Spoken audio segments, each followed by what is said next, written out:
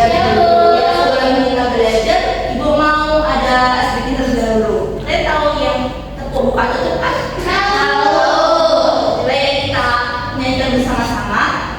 1, 2, 3, buka.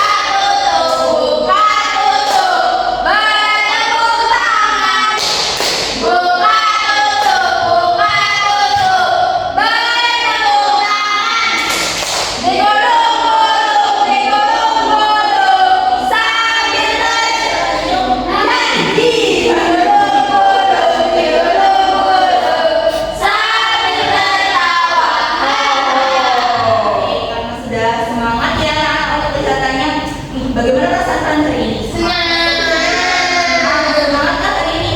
Ya, semangat. Jadi kalau semangat, sebelum pembelajaran seperti biasa kita menyanyikan lagu wajib nasional tersebut ya. Silakan anak-anak untuk berdiri. Jadi silakan duduk kembali. Nah, oh iya, tadi kita belum mengawalnya dengan doa ya. Mari kita awali dengan doa terlebih dahulu. Silakan untuk Naisna atau kelas dengan doa. Di tempat duduk siap berdoa mulai. Cukup beri salam. Selamat pagi Bu. Selamat pagi juga anak-anak. Baik, hari ini kita akan mempelajari tentang apa ya? Kemarin kita sudah mempelajari tentang ekosistem. Nah, ada yang tahu kemarin kita belajar ekosistem itu apa saja ekosistemnya? Laut, darat, Air. Oke. ekosistem mal. Saya mau.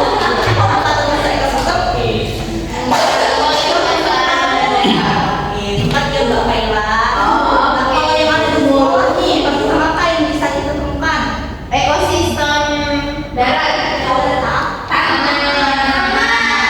Taman ya. Hasil taman. Terus ada sawah juga ada yang di sana. Sekolah juga ada sekolah. Terus ada apa yang dari ikannya? Kolam lele. Nah, ya sekarang hari ini kita akan melanjutkan mempelajari tentang ekosistem, tapi kita akan mempelajari makhluk-makhluk yang ada di dalam ekosistem tersebut.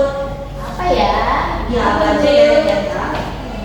Nah, tujuan pembelajaran untuk pembelajaran hari ini itu nanti anak-anak akan mempelajari tentang perbedaan makhluk hidup dan juga makhluk yang tidak hidup di dalam ekosistem. Pada yang kedua nanti anak-anak akan secara berkelompok untuk mengerjakan aktiviti, untuk menganalisis komponen yang ada di dalam ekosistem tersebut. Lalu anak-anak juga akan mendemonstrasikan sebuah ekosistem yang kalian buat nanti. Jadi nanti kalian akan membuat suatu ekosistem. Nanti yang terakhir nanti melalui kegiatan diskusi nanti, anak-anak juga akan mendiskusikan tentang pentingnya menjaga ekosistem yang ada di sekitar kita. Nah, anak-anak ini bertanya, apakah akhir-akhir ini kalian sering melihat buku? Tidak. Iya, pas seminggu yang lalu. Ini kalau di sini jarang ya kita lihat buku. Iya. Bu, ini ada kupu-kupu di samping. Nah, kenapa sih anak kalau bisa dilakukan buku? Apa? Rasanya apa? Gak ada gunaan. Gak ada. Karena kupu-kupunya mager sekarang. Di luar banyak karena Oh iya benar juga, kita bisa takut polusi ya tadi tadi jawabnya kayak gitu. Kamu juga ya? Nah ini juga penasaran ya kenapa kalau kita melihat buku itu ternyata anak-anak sudah menemukan beberapa artikel kalau di buku itu bahannya jarang dilihat di lingkungan sekitar juga, tapi di taman-taman Jakarta, di Amerika Serikat juga jarang melihat buku loh ternyata. Nah, karena apa ya? Ternyata setelah selidiki, karena sekarang itu jarang sekali terlihat lapangan ruang terbuka hijau. Ruang terbuka hijau itu yang kayak apa sih? Ada yang tahu? Kayak taman, ya benar kayak taman. lapangan Bu. Lapangan ya, yang ada pohon-pohonnya dan juga yang banyak bunga-bunganya seperti itu. Lalu kenapa ya di Semarang bisa jarang terlihat kupu-kupu tadi? Karena polusi ya. Nah, karena ruang terbuka hijau yang kurang dan juga kalian sering melihat di jalan raya itu banyak sekali kendaraan bermotor ya. Iya Bu. Nah, itu kan bisa menyebabkan polusi udara. Jadi kupu-kupunya sering mengalami sering punah gara-gara terpapar oleh kandungan di polusi udara tersebut. Nah, ibu punya permasalahan nih yang diambil dari ibu punya permasalahan. Mbak Isna, Mbak Yuli, kenapa kok itu diberi aku? Iya,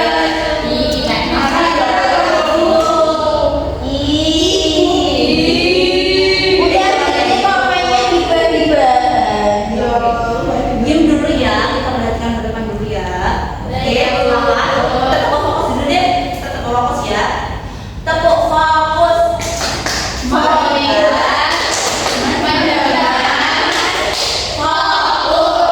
Oke.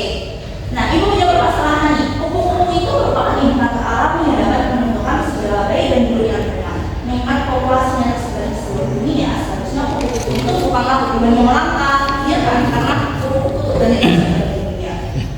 Nah, tapi siapa sangka ternyata tuh 76% dari 100% yang biasanya kita lakukan di kita, spesies kupu-kupu itu ternyata sudah menurun sejak tahun berapa sekali 1970 hingga tahun ini. Nah, maka dari itu kupu-kupu itu sudah jarang terjadi di lingkungan anak-anak. Nah, jadi kalian juga sudah mengatakan bahwa banyak beberapa alasan mengenai kalian jarang menemukan kupu-kupu yang ada di lingkungan sekitar kan? Iya, kenapa ya? Kenapa sih Bu? Oke, mari kita pelajari perjuangannya ya.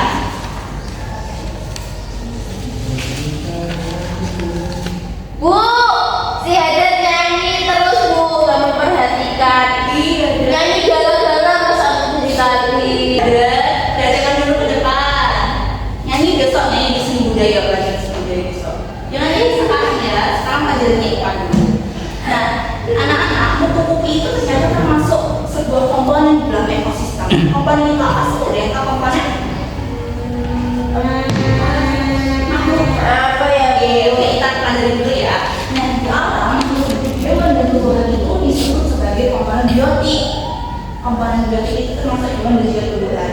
Namun untuk benda-benda alam lainnya yang bukan makhluk hidup, yang tidak bisa bernafas, yang tidak bisa bereproduksi, itu disebut sebagai komponen abiotik. Nah, apa saja tentang komponen abiotik itu? Ada tanah, matahari, air, udara, dan benda-benda alam lainnya. Jadi komponen abiotik itu adalah segala sesuatu yang berupa benda mati yang ada di permukaan bumi. Sedangkan komponen biotik itu merupakan suatu komponen yang ada di dalam sebuah ekosistem yang biasanya, yang merupakan makhluk hidup yang ada di dalamnya. Nah, ini ada contoh komponen biotik. Komponen biotik itu contohnya berarti yang hidup apa saja? Ya manusia, jadi sebagai manusia. Terus ada apa lagi? Oke. Lele Bu, lele. Bisa. Angin apa? Oh iya, angin apa ya? Kira-kira angin hidup gak sih? Hidup. Angin hidup Pak? Hidup. Kenapa angin hidup? Angin bereproduksi? Beras. Oke. Tapi angin itu bukan termasuk komponen biotik anak-anak, karena dia tidak bisa bernafas, tidak bisa bereproduksi, sama sekali tidak lainnya. Komponen abiotik itu contohnya nih matahari, udara, angin tadi, tanah, air. Komponen abiotik itu walaupun tidak hidup, tapi itu mempengaruhi komponen makhluk hidup yang ada di suatu ekosistem atau di permukaan bumi ini. Coba kita perhatikan komponen yang ada di lingkungan kita nih. Kita tadi mempunyai ekosistem apa saja yang ada di lingkungan sekolah? Tanah, sawah, dan juga apa tadi? Satunya lagi? Kolam. Oke. Nah, ibu punya ini satu. Ibu akan memperkenalkan komponen taman, ya komponen yang ada di lingkungan sekitar kita dalam bentuk gambar ini. Wow. Nah, kita kan karena nggak bisa keluar karena sedang hujan ya sekarang, jadi ibu akan memperkenalkannya melalui gambar-gambar yang sudah clear. Nah, di komponen biotik ekosistem itu, ekosistem taman ya tempatnya, ada apa lagi? Ada rumput. Oke, rumput ya. Di sana ada rumput sebagai komponen biotik. Terus ada apa lagi sih? Yang di sana? Semut. Terus ada Pohon.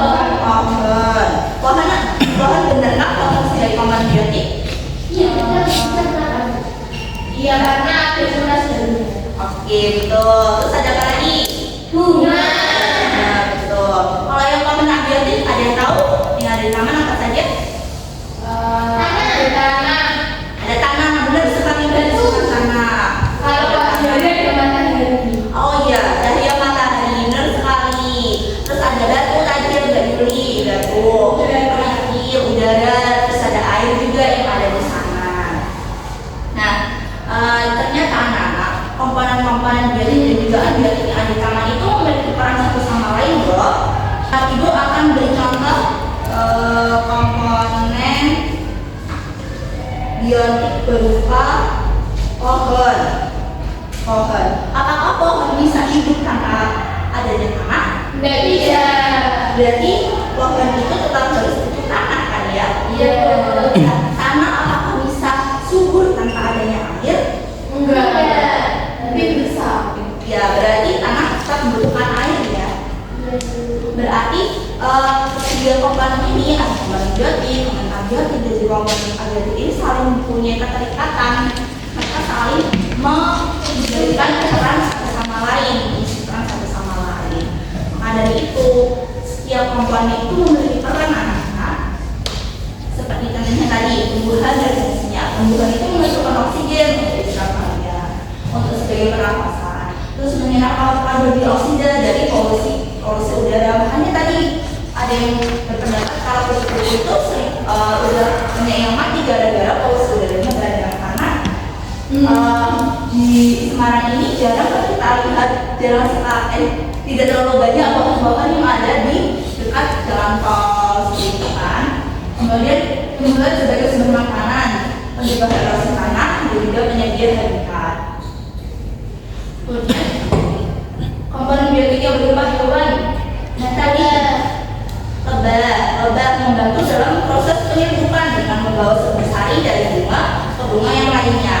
Apakah bunga bisa diberikan ke lebah? Tidak. Pasti membutuhkan sumber sari dari lebah ya. Itu yang di belakang kenapa ya?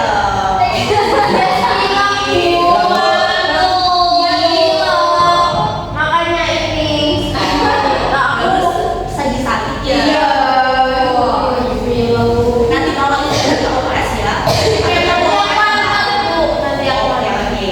Nah yang kedua ini ada cacing tanah. Tadi kita sudah membahas tanah membutuhkan air, juga membutuhkan apa biotiknya, cacing tanah yang ada di dalamnya kan, untuk menguraikan bahan organik dan juga meningkatkan sirkulasi dan air di dalam tanah. Kemudian ada semut itu membantu menguraikan bahan organik dan menjaga tanah agar tetap sehat.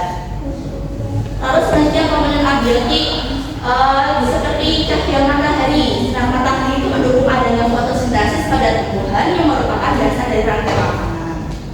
Kemudian ada air. Air adalah komponen penting dari semua makhluk hidup. Jadi kita semua membutuhkan air ya anak-anak untuk tetap hidup. Iya. Buat mandi. Kalau tanah menyediakan nutrisi penting bagi tumbuhan melalui kandungan mineral yang ada di dalamnya. Oke, karena semua materi sudah disampaikan, Ibu ada kita membentuk kelompok terlebih dahulu ya seperti biasa. Nah kelompoknya di sini dari Mbak Isna sampai Mbak Ara, kemudian dari Mbak Bres sampai Mbak Anda. Oke, jadi Ibu ada apa yang diucapkan secara berkelompok.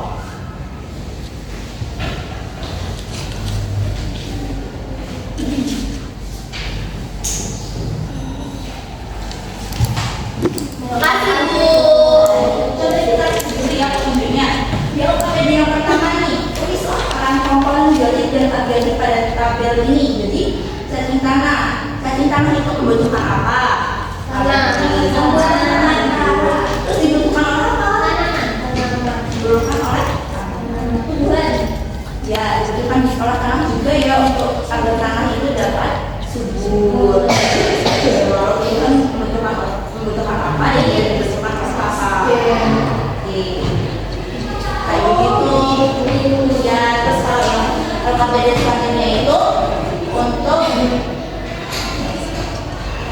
kalian ini tadi membedakan komponen biotik dan juga komponen abiotik dari gambar yang sudah ada di dalam sini. Jadi komponen biotiknya jadi sama saja. Tadi komponen biotik adalah komponen yang mati, yang hidup.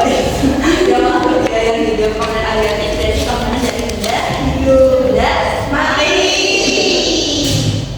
Oke, silakan dilanjutkan. Ada manusia untuk apa? Aduh, manusia untuk rumah. Iya, juga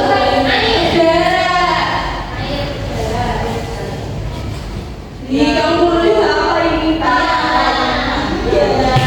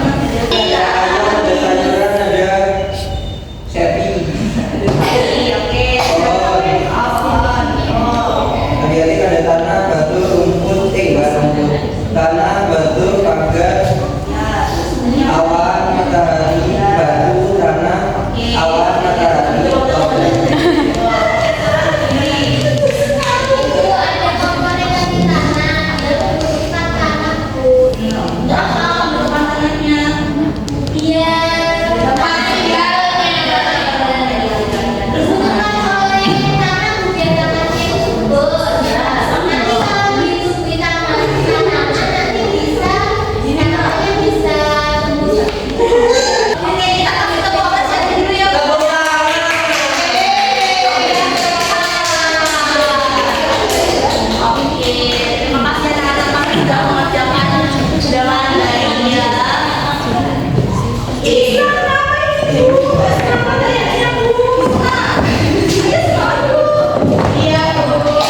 dan kita lihat nih ada video tentang menganalisis apa saja aktivitas manusia yang berdampak kepada lingkungan dan juga komponen di dalam ekosistem ya. Kita lihat sama-sama ya. Oke Bu.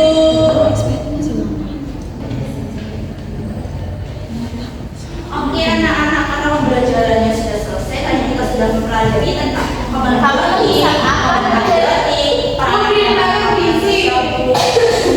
Bu, Deden tuh bisa pop terus dari tadi. kita anak-anak ya loh. Anak-anak semua. Oke. Anak pembelajaran sudah selesai. Adakah yang ingin ditanyakan? Mau tanya, Apa Risma? tadi kan yang gimana membutuhkan anak, kalau air membutuhkan apa? Iya ya. Ayo butuhkan apa ya?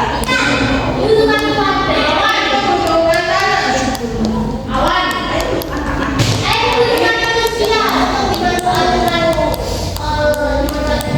aliran manusia. Wah, oke. Kita tepuk tangan dulu, tepuk tangan dulu. Air itu membutuhkan manusia untuk mengelolanya. Jadi kalau tanpa manusia, air tidak terkelola. Apakah airnya akan tetap bersih? Iya, betul. Kalau misal manusia sering membawa sampah di sungai, apakah airnya akan tetap bersih? Tidak, airnya cuma. Kalau manusia tidak membawa sampah di sungai, apakah airnya bersih? Iya. Nah itu dia mengapa, karena walaupun air itu memang memberikan kehidupan kepada kita, tapi air tetap membolehkan manusia untuk mengelolanya seperti itu. Nah sekarang karena sudah selesai pembelajarannya, kita rangkum bersama-sama dulu ya pembelajaran hari ini. Silakan anak-anak buka buku tulisnya masing-masing untuk dirangkum. Tadi kita belajar tentang apa? Oke,